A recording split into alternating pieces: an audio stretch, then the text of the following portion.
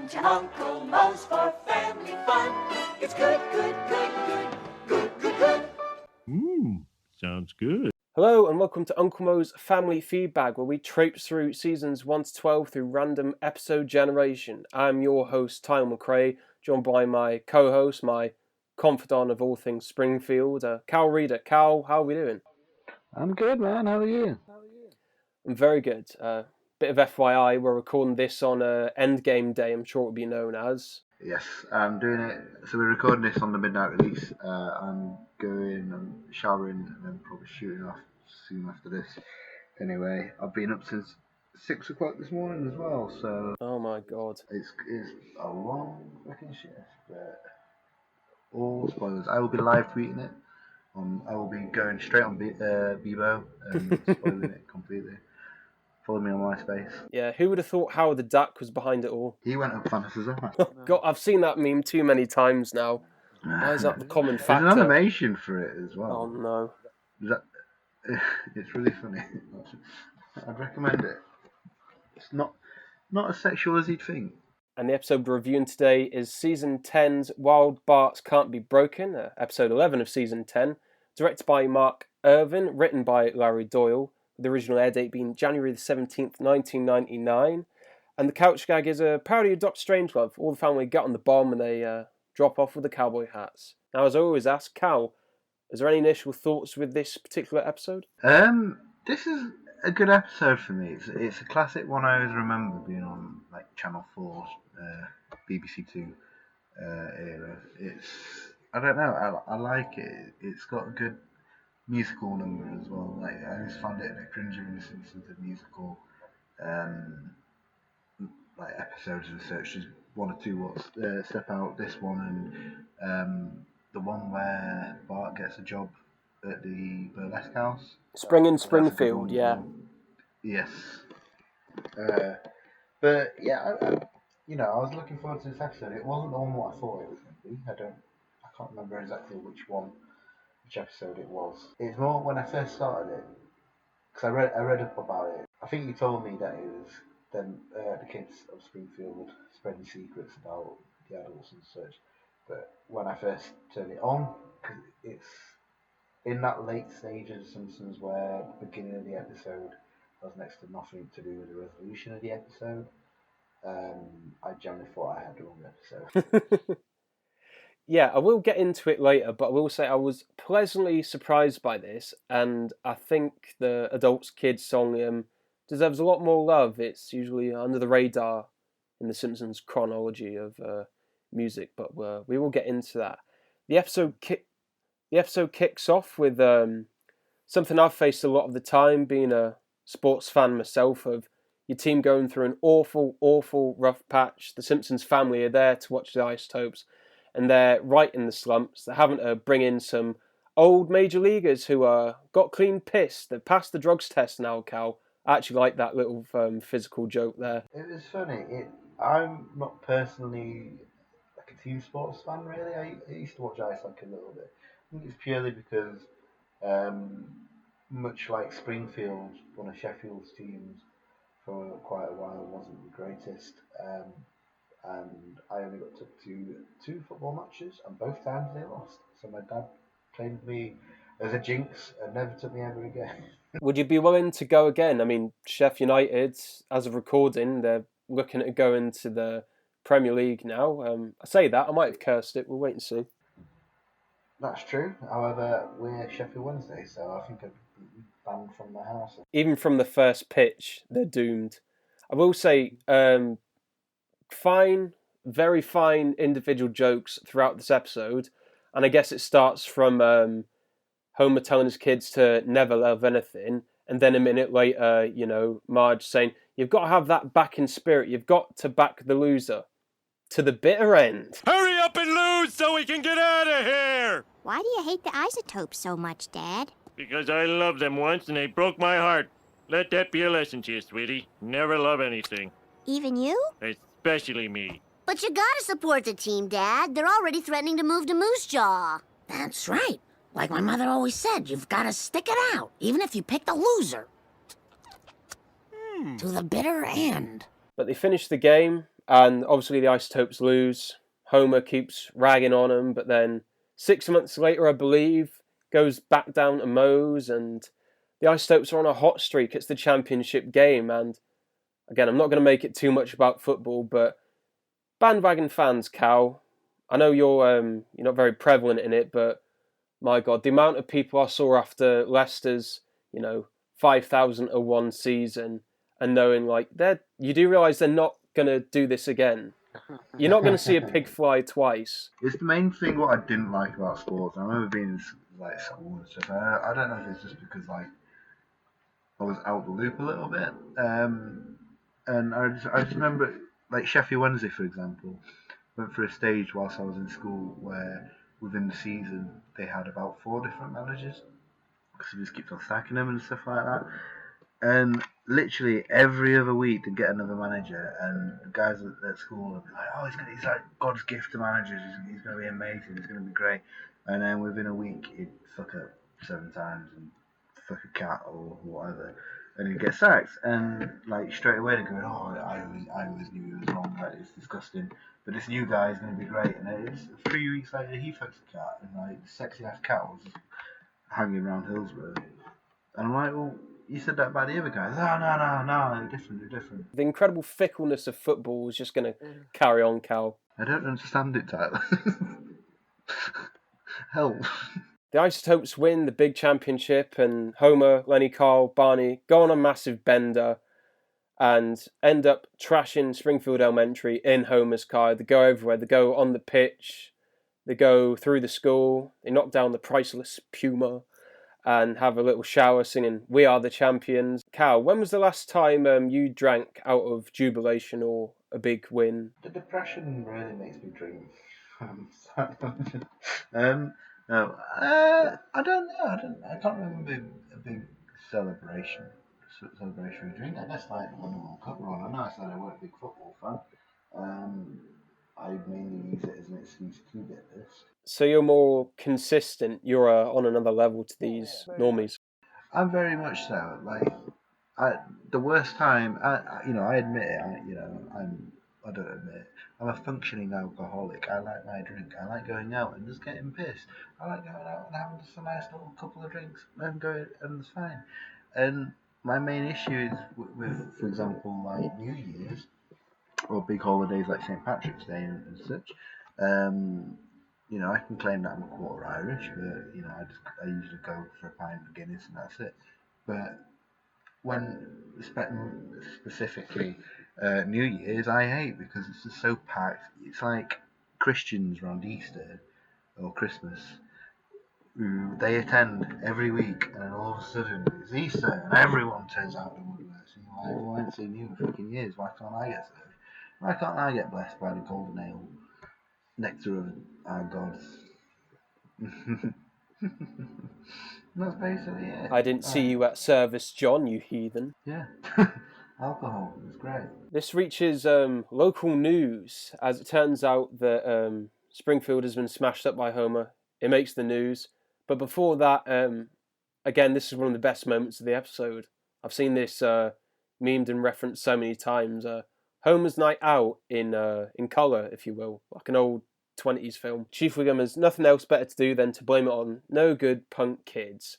And from now, there's going to be a curfew, and whenever the kid's out past curfew, they will be shot or dealt with appropriately. So, hits a bit too hard in 2019, that. So it turns out the kids can't go out past sunset. So they're all out playing, and again, another little... it's not the best thing, but it's just another little wrinkle into this episode as well. The ice cream truck comes and the kids start lining up. And I don't know if you caught this, Cal, but Martin's little face, and he makes a little squeal as he's holding a little purse. It just caught me right. Oh, it was fantastic. I don't know. I did watch this episode partially on a train. So I was a bit distracted. I'll link it on the page. It's a right treat for everyone. But Chief Wiggum catches them. Actun, babies, you all got to get inside. And so now the kids are just bored and restless. They don't know what to do with their time. They're just watching the fireflies trying to pass time. But that means Homer can go to the carnival with funny hats and candy floss, and there's no damn stupid kids in the line. And I just realised, Cal, that he's enjoying this on his home, but he's left Marge at home. What kind of a reckless man is that? A real man is what it is. But the kids are bored and they're just trying to find time to pass through this damn curfew. But they see an advert on telly for the bloodening. Now, Cal, we've both done film and screenwriting degrees. One of us finished it. Not me. Oh, yeah. Important fact that. Yeah, what sort of brings this to you? What does this sort of replicate? Because, again, on the wiki, I'm sure you've looked, it's a lot of Children of the Corn and Village of the Damned and your old 60s creepy horrors. Yeah, it is very reminiscent of like 50s, 60s horror films where people were pussies. They're like, us millennials, yeah, fuck you, baby boomers, you're gonna die soon. And the Children of the Corn is the main kind of like inspiration. It's like old English. Howdy, this is just a reminder that if you're enjoying the content so far, loving our podcast, loving the episode, go over to facebook.com and search for Uncle Mo's Family Feedbag, a British podcast, and give us a like there. We will update you on all of our exclusive content and posts as well. Also, if you're in the mood for a bit more Simpsons and more Simpsons podcasts, go over and check out the 411 folks on Facebook and SoundCloud as well. They do lots of great impressions, great analysis of the episodes, and it's generally they capture that kind of film really, really well, like from the music, and they even get down. And I like how they get down the accents, but obviously it's Springfield, so it's the poor British accents. Like I particularly like the police officer. Right, you little writers will do it. What's all this then? Like the most typical what an American thinks of a British Bobby on the beat. It's great. Right, you little blighters. We've had quite enough of your evil mischief. But you're the one who's been bad. You've been sneaking puddings. But, how did you know? Get them! Quickly! I'll just say before we move on from the bloodening, the drive-in movie theatre itself, again, another little favourite thing I liked. Skinner not only going by himself, but going with Superintendent Chalmers and his mother on a date.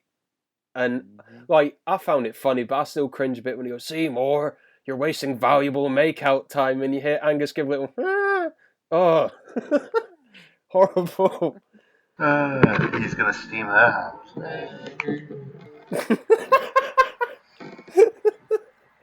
Oh. You know what? Stop listening here, folks. That's it with Pete.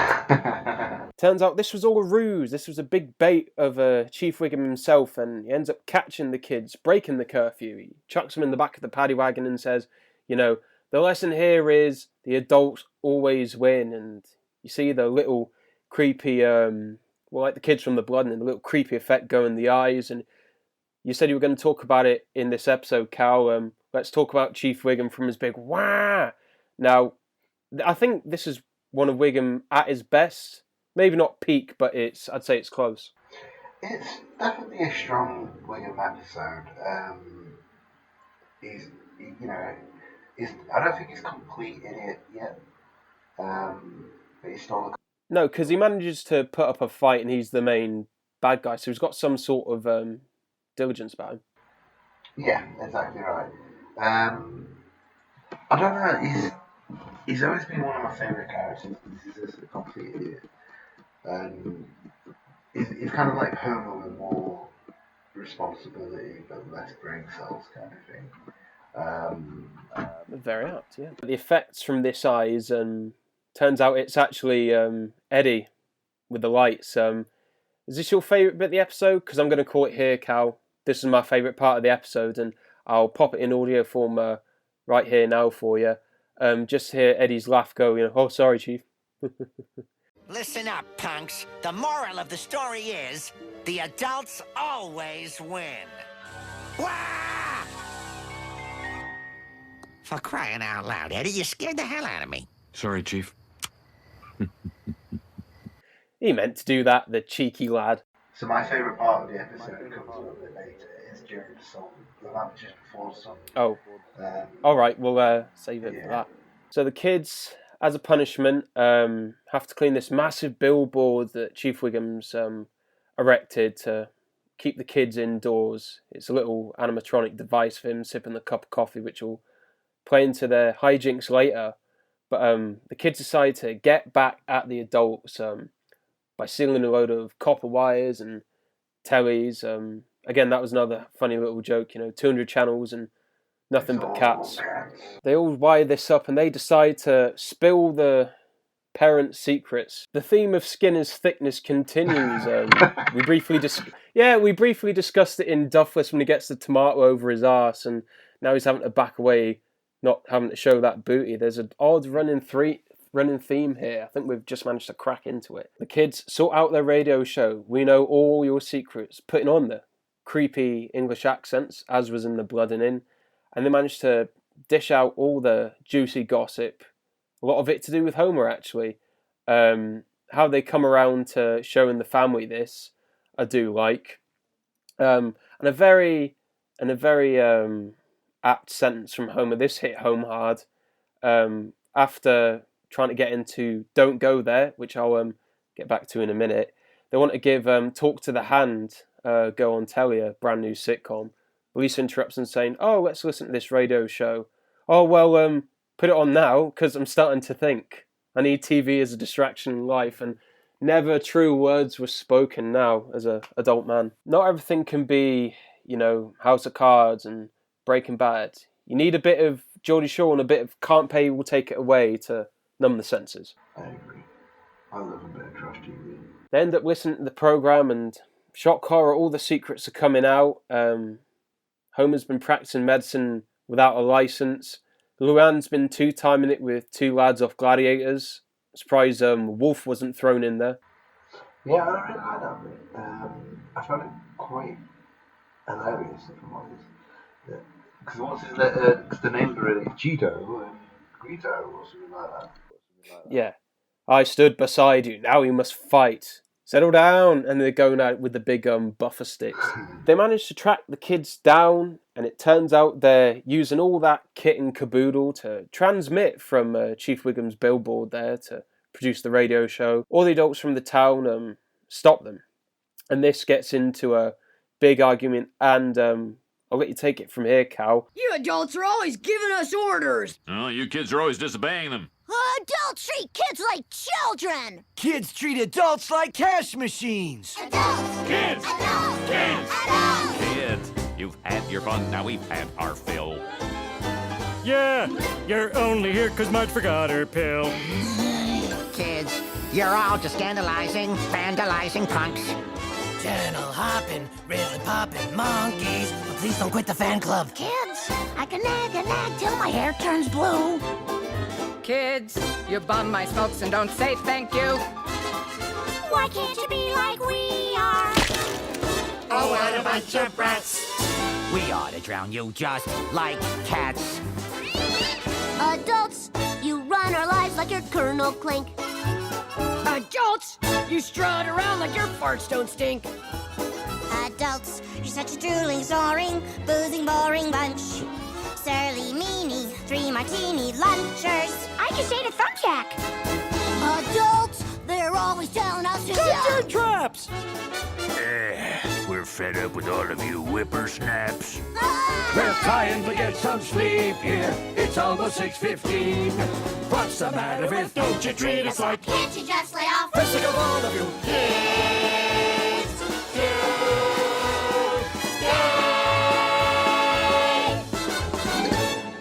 One of the most underrated songs in The Simpsons history? I think it's definitely up there. As far as it doesn't get talked about. Oh, definitely. My favourite line in this song, I can't remember exactly off the top of my head what my memory is. Just before the song, or before they start singing, or during the song, but Homer goes, the only reason why you're here is because Marge forgot the pill. It just shows her face behind. Yeah, like, I don't know. I always like this song. The one that always sticks out to me in the Simpsons movie is probably the Burlesque song, if I'm honest. I don't know, it sounds really good. However, when I was in work today, I just finished watching the episode, as I said, It's very jaunty. It's very typically musically. My favorite, I don't know, favorite part as well is when Millhouse finally gets his big solo. He gets the spotlight ready, yeah. Just for a couple of seconds before Grandpa Simpson fucking beats the shit out of him. The seniors jump in and saying, "Oh, these adults and kids, it's 6:15. You know, what are you doing up?" Homer actually bears the dreaded question, "Oh, what are you old people going to do?" Turns out they're going to vote on a poll, and now almost everyone's got a curfew below the age of 70, I believe. Yeah. Kent Brockman reporting from his home, having to break the news. And now the senior citizens have taken back the night, kicking cans and doing all sorts. And that's how the episode ends. I didn't expect that ending, Carl. I liked it, but I'm not going to lie, it did sort of come a bit out of nowhere. It makes sense, but it was a bit of a left turn. I think it's, I think it's because they just didn't really know how to end the episode. I mentioned it before on this podcast how,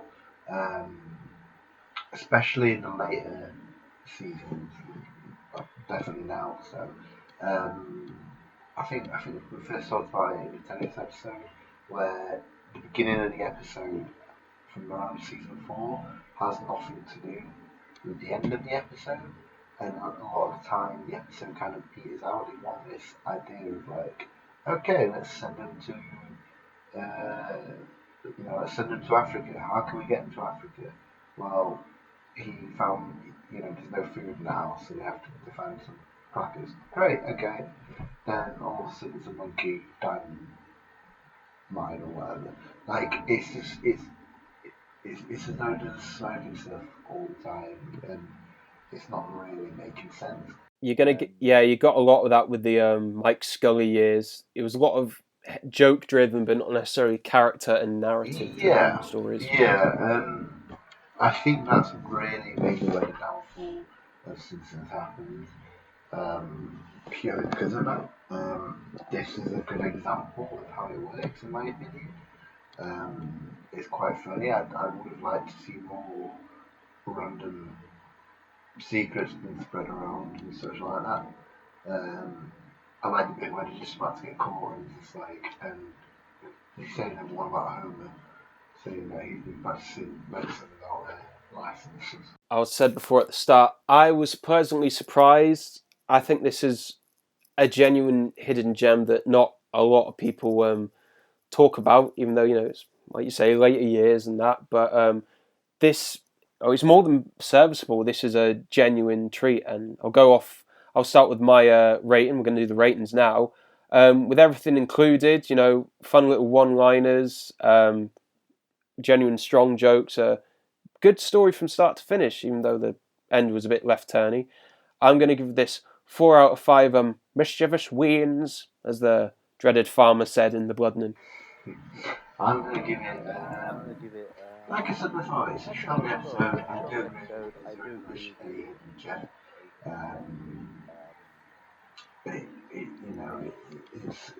It's strong characters. There's a lot more with kids, which you don't really see more just outside the core family. Yep. I'd probably give it a strong 7.5 Skinners out of 10. Okay, now it's time to pull on that lever and get another lovely, randomly generated episode.